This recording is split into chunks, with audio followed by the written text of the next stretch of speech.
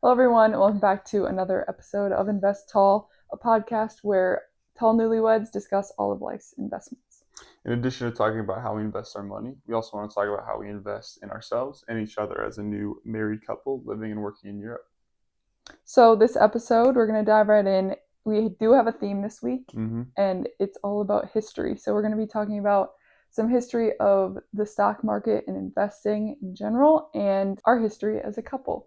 Happy November. Parker is now going to not be shaving, even though he just got a new haircut. You can't tell. Halloween just happened. Mm-hmm. Got some fun stuff that we did. Yeah, we had some trick-or-treaters. Had some trick-or-treaters. Only one family. Set. Yeah. We gave away some candy, but we definitely bought too much. Yeah. They said it's common here, though. Or, like, people do trick-or-treat, just more in the younger neighborhoods. I think our neighborhood's a little, maybe older people. Sure. So the kids didn't want to come over here, but we had candy ready for them if they came. We did. We had pumpkins. We did. We carved pumpkins. Mm-hmm. But yeah, now it's November, so now we're getting ready for the next holiday, which is Thanksgiving, which they do not celebrate here. Yeah, that's not a thing here. Then after that, I wonder, what should we do? Christmas. I'm so excited for Christmas. Oh my god. It's starting to get colder. Yeah, well, it's darker earlier too. That's very sad. Yeah. I don't like that. This morning was like super foggy. We were driving this morning at I don't know, 7 a.m. By we, I mean me. I got back from a trip last night, or I was on the bus through the whole night. We left at 9:30 p.m. Mm-hmm. Got back home at 7:30 a.m. and it was super foggy. Couldn't see a thing this morning. I got up and couldn't even see the cows. Usually you can see them out our back window. So much fog. Couldn't even see the cows. Couldn't even see the cows. Well, again, a little reminder of how this podcast is structured. Yeah. Usually we start with the financial piece, talk about a little something about investments, usually in the markets, and then we move on to how we invested in ourselves this week and how we invested in each other this week. Mm-hmm. So today, with the history theme, we're going to go back in time, talk about how the stock market was created, what it is, just a little historical context there, and then we're also going to talk about our history. Yep. So it'll be fun. We're here to learn today. Yay. All right, Satori, when do you think the stock market started? I have no idea. When did the first company, you think, issue their shares? When do you think that first happened? And do you think you can name the... 1975. 75, okay. Do you think you can name the company? It was probably like a printing company. Printing company? Yeah. In 1975. Oh no. That was more recent than I'm thinking. Do you know when the printing press was invented? 90? First company that issued stock was in the 1600s. What? So we're a little off there. Oh my god. Why did I think it was so recent? Hey, we're learning here. It was the East Indian Trading Company. You ever heard of them? No. When did Columbus sail the ocean blue? 1942. Oh. She was joking, guys. She was joking on that joking. One. Okay. So we're not going to go back that far, but we're going to focus on the biggest and the largest stock exchange in the world, which is...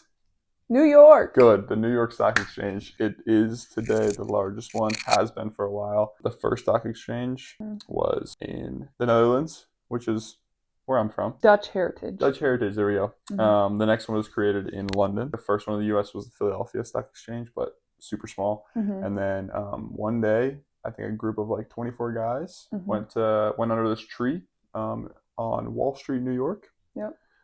Just random street. And what year was this? This was 1792. Okay, so a little bit closer to 1800s. Yeah, but she guessed 1970. We're 200 years off. Yeah. So they signed the first little agreement, little contract about trading shares, and then the New York Stock Exchange was founded, and it took off from there. Now it's the biggest one in the world. Wow. So there's the New York Stock Exchange and the NASDAQ are the two main biggest ones in the U.S. And then after that, I think the Shanghai Stock Exchange is the next biggest. The New York Stock Exchange started gaining in popularity, increasing, was bigger and bigger and bigger. A lot of more companies were starting to get issued on this thing, and it was largely untouched by the government. The government did not care for it, didn't want to regulate it. Government stayed out of everything until 1929. Do you know what happened in 1929? The Great Depression. Good job. That's perfect. Okay, Thanks. Great Depression. Yep. Stock market collapse. Just everything just tanked all the way down. A whole different topic for a different video. Just about. Nina. Stock market crashed. Great Depression happened. Government came in. It was like, we got to regulate this. So they created the Securities Exchange Commission, the SEC. SEC. And now they're one of the biggest government organizations that we have in the U.S. I learned that. Good. They regulate everything that has to do with companies going public, staying public, all the documentation. All the quarterly earnings. Yes. Yeah. Still at this time, though, normal people like me and you weren't investing. This was just big companies on Wall Street that were making these purchases. Wall Street, it was all, there's a location, brick and mortar, where they would go to the floor and trade verbally. Right. And to go public, you had to do a route, right? You had to go around. Okay, we just looked it up. IPO roadshow is what it's called. It's where the company, before going public, will basically present and promote its company, its financials, and everything to institutional investors, hedge funds, mutual funds, things like that, banks, to kind of generate some interest, just get them excited for the stock. Yeah. And then also, so people actually buy it. Helps engaging the demand and pricing, because you have to price the IPO as well. It's a great call out there. Thanks. Good history lesson. Thanks. The NASDAQ comes out. So the NASDAQ stands for the National Association of Securities Dealers Automated Quotation System. It's the first fully electronic trading platform. The first big one in the US. It really drew the attention of a lot of technology companies, like telecommunications. It's not only tech, though. It's not only tech, it's just tech dominated. NASDAQ was founded in 1971. It started gaining prominence in the 1990s with the huge tech boom. Internet's going crazy. They finally started selling to households. So these huge financial institutions, like hedge funds, they used to take care of all of the trading, and it was on the floor of Wall Street or wherever else the market was, whether it was Shanghai or London. It was very localized. But then in the 1900s, as the world started getting more interconnected with the emergence of the internet and just telecommunications in general started getting easier, these companies started buying each other, creating deals, creating pathways, and all these exchanges started being more interconnected. And instead of just having localized stock exchanges, you started getting globalized stock exchanges. That's when the NASDAQ comes in and starts connecting all these dots. As everything starts getting automated, the spreads of bid and ask prices started getting smaller and smaller and smaller, and companies started putting billions of dollars into these huge buys, and they started automating it. So it would happen like that. So it would sell, ask, sell, back and forth, back and forth, back and forth. And so retail investors really couldn't get into this space until the late 1900s. Then they started getting it a little bit. Got it. Okay, with this whole technology thing. Then do you know what happened to the stock market in 2000 to 2002? I know 2008 was the housing market crash. Was there another? It's called the dot-com bubble. Oh, is that when they tried to create a bunch of stuff on the internet and website, but they all failed? Kinda. No, that's kind of right. Okay. The bubble finally burst of all these companies coming in. And within those 2 years, the stock market on the New York Stock Exchange dropped by 77%. Okay. So it's a huge crash. Yeah. Basically, hundreds of billions of dollars were wiped out. And this is also the time where retail investors like me and you were just getting into the space, starting to buy individual stock instead of just investing in mutual funds. And then this happens. All of a sudden, retail investors lose tons of money. The institutions lose tons of money, but they can usually recover. Right. But this caused a lot of companies that were pretty big at the time to just disappear overnight, go bankrupt. Yeah. So after this happened, it took a while for the stock market to kind of get back into its cycle. We went through another crash in 2008, like you mentioned. Yep. A housing market crash that hurt the stock market for a while. And then we went through another crash in 2020, which was the pandemic. We rebounded from that pretty quickly. Markets are still going up and to the right as of today, but who knows what we're in for in the future. So what happens when a company IPOs is basically they reach a point where they want to expand, they want to grow. They decide, hey, we want to offer some public stock. So they go through this whole IPO process, which is getting registered with the Securities Exchange Commission, going through a lot of paperwork. They usually need to partner with a financial institution like a bank to help them with this whole thing. They need underwriters, they need all this stuff. They release a certain amount of stocks as an initial public offering that people can buy. Set at a price, sometimes it goes straight up from there. Sometimes it drops. So once these shares are purchased, all that money in the IPO goes directly to the company as capital. That's called the primary market. Once that primary market is over and the shares have been bought, we move into the secondary market. So instead of the investor dealing with the company and buying shares from them, you're buying from other investors. The investors make the decisions and the choices of how they get new capital and new investments. They can either take out debt, or sometimes investors will vote to give out more shares. What does that do, though, if they just release shares out of the blue? It dilutes everyone else's shares who already had them. So that's why it needs to be voted on by the investors themselves to choose to do this, because it can hurt investors. So that's what an IPO is. That's how a company gets onto an exchange and then get traded on the New York Stock Exchange, traded on the NASDAQ or the London Exchange, whatever it is. No, I think that was good.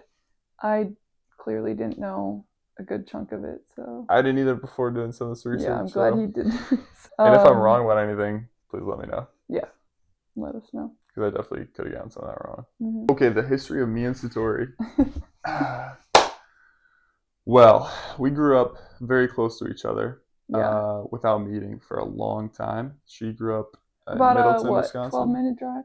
Very close, yeah. 12-minute drive. Yeah. She grew up in Middleton, Wisconsin. I grew up in Cross Plains, Wisconsin. Very close to each other. There's a middle school in Cross Plains that I should have went to. Yes. But my parents, being the great parents that they are, sent me to a private school in Madison. So I went to a private school. Satori ended up going to that middle school in Cross Plains. Yeah. Which was like right next to his house. 5 minutes away from my house. I should have gone there, but I went to a private school. Anyways, we should have met then. We didn't. Paths never crossed. Then we go to high school, and all of a sudden we're in the same high school. And we don't really know each other for the first whole freshman year. And then I think it was sophomore year. Well, in high school, my friend group wasn't really friends with Parker's friend group. So like freshman year, we had like 500 people in our class. I maybe knew. We had a bigger school, so I knew of Parker. You did? I think. I don't think she did. She didn't know who I was. It's about sophomore year, I started recognizing her in the halls and started telling my friends, like, who was that? Because she was also really tall, and then I played basketball. She played basketball. So as we got on like as I got on the JV team, and she was already on varsity because she was. No, I wasn't. Going from the beginning. JV sophomore year. JV sophomore year? You were in varsity sophomore year. You were JV freshman year. I don't really remember. Anyways, she was really good at basketball, and I wasn't as good. But I started seeing her in the gym a lot, and I was like, this girl looks pretty good. Not just at basketball, you know what I'm saying? And then I started taking notice a little bit.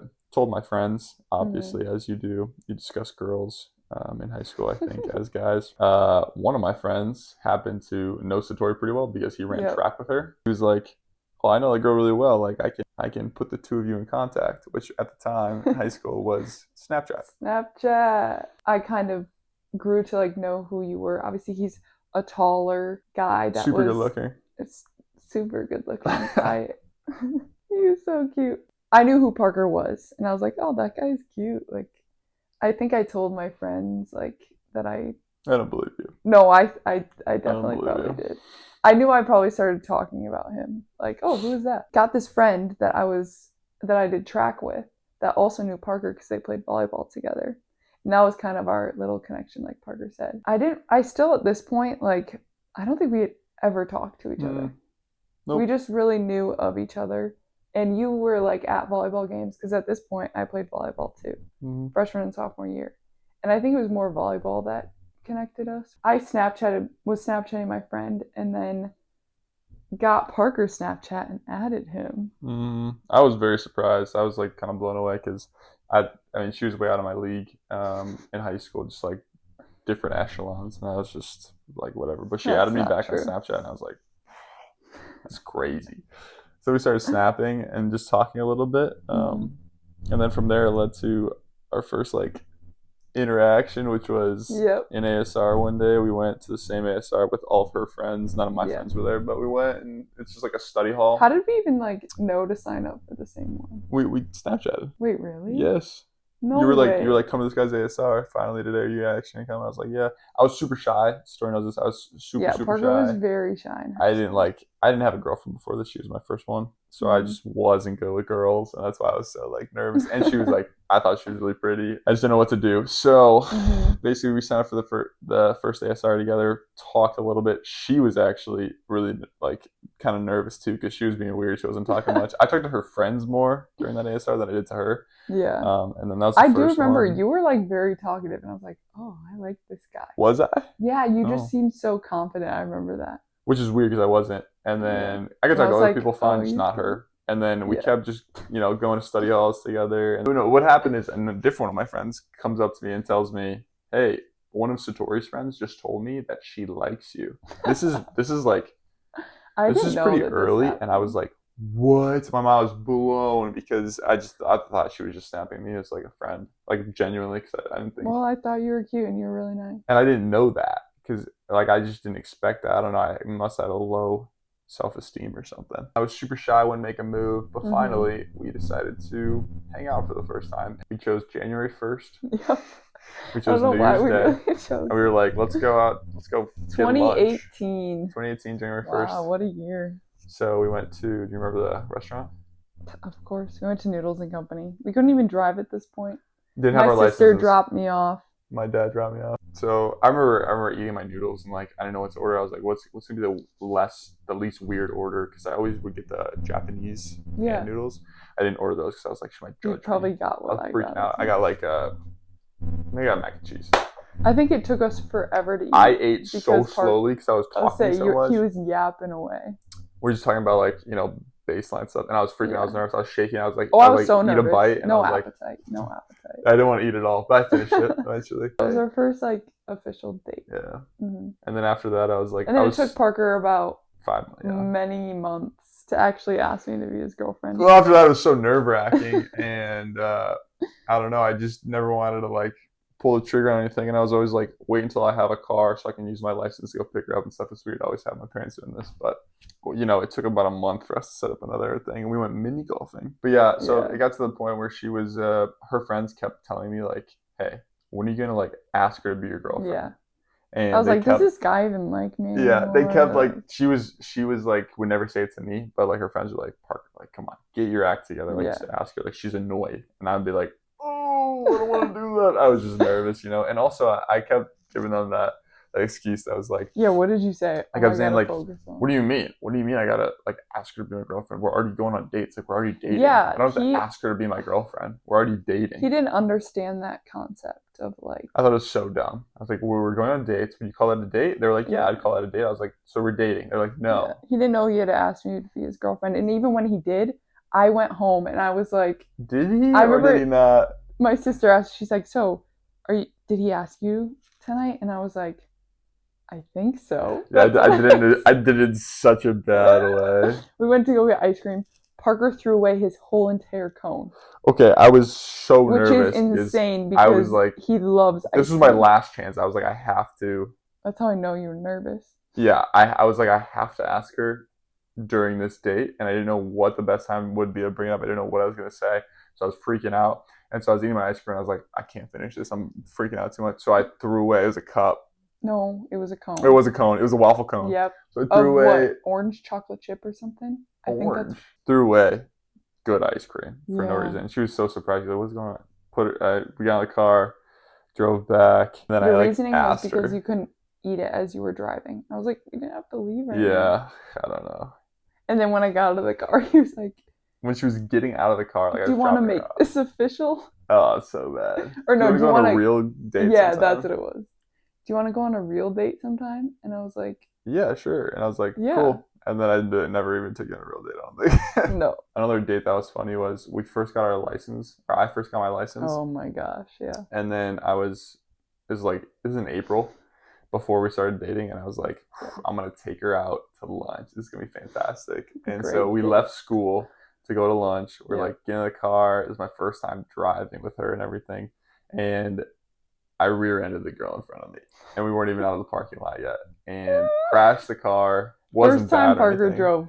And first time. I remember looking over the story in the passenger seat and her face and like how, I don't know, embarrassed she was and like the fear. No, I just didn't know how to feel. I felt bad for Parker because I was like, one of the worst, freaking out. Worst moments of my life. I had to talk to the person I rear-ended in front of me and everything. The funniest part is a whole group of Parker's teammates and friends right in the car behind us. And they saw it happen, everything. So they're making fun of me. me. They're getting out of the car, like, Parker.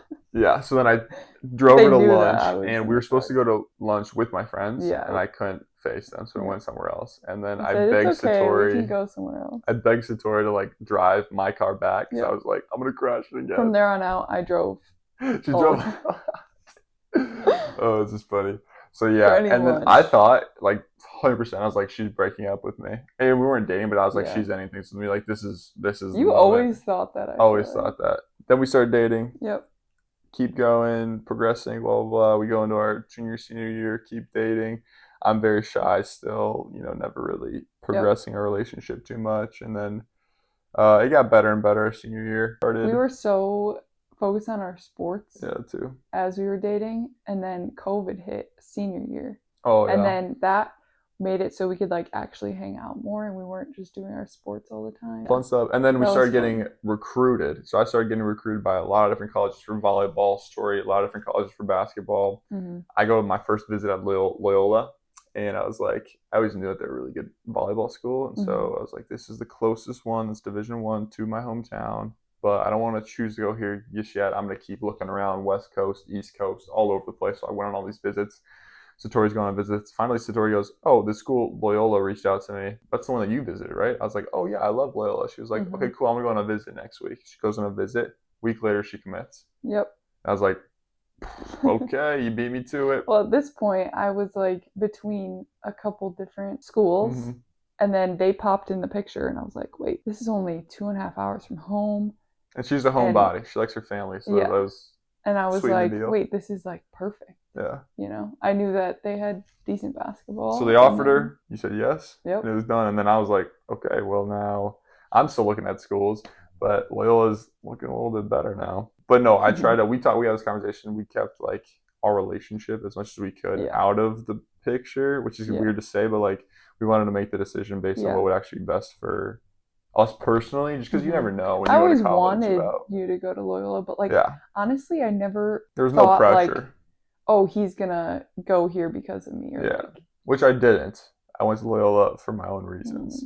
She likes to say that I did. No, I never say that. I'm just kidding. Yeah, you did. You said I followed you. Okay, well, yeah, you did because I committed first. Anyways, I was always kind of leaning towards Loyola, but in the end, there's a lot of different factors. And it wasn't just Satori, but I'm really glad we made the decision. Wow. So went to Loyola, and it was during COVID. Yep. We were the athletes were the only people there. Yeah. So it was like women's basketball, women's volleyball, men's basketball. We're in the people dorms. On campus. And we some international students. Yes. Yep. And we got put in the same dorm building. Yep. Same one floor apart. It was so great. So for the whole first freshman year, I was one floor away from Satori, very close. Yeah. Just playing volleyball, having the time of our lives. Technically, we weren't supposed to see each other. Yeah, for the first like half year. Yeah. We had to stay like 6 feet apart or something. Yeah. So we'd be like going on walks outside. And if we saw anyone we knew, we would like move 6 feet apart. If I popped positive for COVID, let's say, and Satori had been seen within 6 feet of me, then even if she wasn't positive for COVID, boom, she had a quarantine. She was very careful about that. Anyways, we went to Loyola together for 5 years. Turns out I got a COVID year because that was my freshman year. Parker got a redshirt year because he didn't play his first year. So we both got to go there for 5 years, get our masters. We moved off campus and we lived like a 30-second walk from each other for our last 2 years, 3 years. Fantastic. Yeah. And we had a lot of good college memories. That was a lot of years there. So our relationship just kept progressing. Yeah. Being at the same college really helped. Yeah. We'll always recommend that. Very blessed. So like 2 years in high school, 4 years in college, then you had the fifth year, 5 years of college. We just been together the whole time. Yeah. And then I kind of knew I wanted to go play professional volleyball, and Satori was kicking around the idea of playing professional basketball too.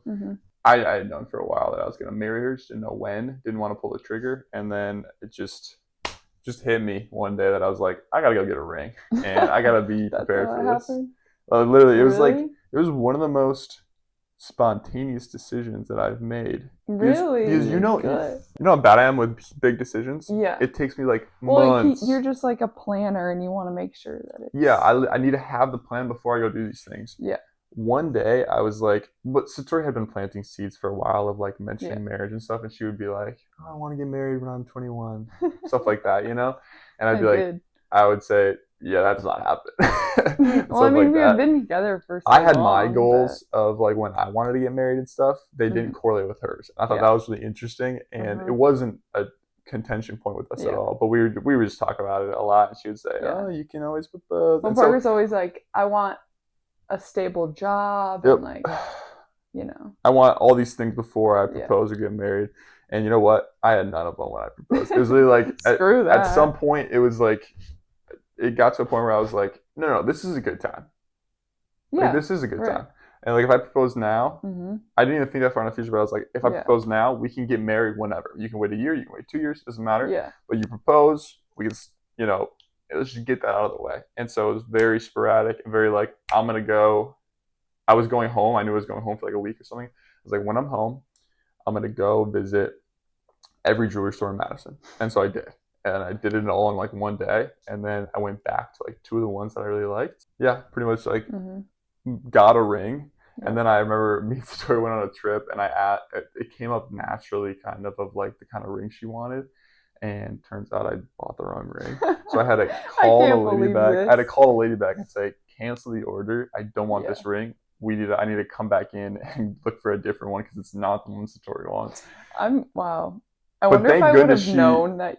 It's nice that she had such a vision of what you wanted. It's really nice for me. I did, yeah. I guess she had a Pinterest storyboard of what she wanted, so like she had had that for a while. I actually started that like pretty recently. I feel like it fits me. With the wedding band now. Yep. So we graduated with our undergrad, and then that summer, before our 5th year of college, we had just graduated our undergrad. That summer, August 10th, we went back up to my cabin. And he proposed there. Boom. It was like the perfect day. And then we went to school like 3 weeks later. Yeah, like 3 weeks later, we go to school, and Satori's got a big fat ring on her finger. It was kind of cool. Yeah, that was so fun. And then my family surprised me up at the cabin. Your parents did. Yeah, we were engaged our senior year, 5th year of college, and playing our final year, planned the wedding, and then we got married this past July. Almost 4 months. Whoa. Almost 4 months. And it's been great so far. Yeah. So and we moved about like a month and a half after we got married to Germany for your job. Yeah. It was chaotic. And now we're here. And that brings us to the present moment of our relationship. History. Yeah. Thank you guys so much for watching this week's episode. A little history lesson on investing and our relationship. We hope you guys enjoyed. Hopefully it wasn't too long or boring about talking about ourselves, or about the stock market. Yeah, or that. We hope you enjoyed this week's episode. If you did, please don't forget to interact in any way that you can. Leave a comment, questions, anything that you have. Please like and subscribe if you're watching on YouTube. Also, don't forget our budget template is out there. We have the link for that in our bios on all social media, as well as it'll be in the description of this episode as well. And yeah, we hope you guys enjoyed. Life's short. Stay tall.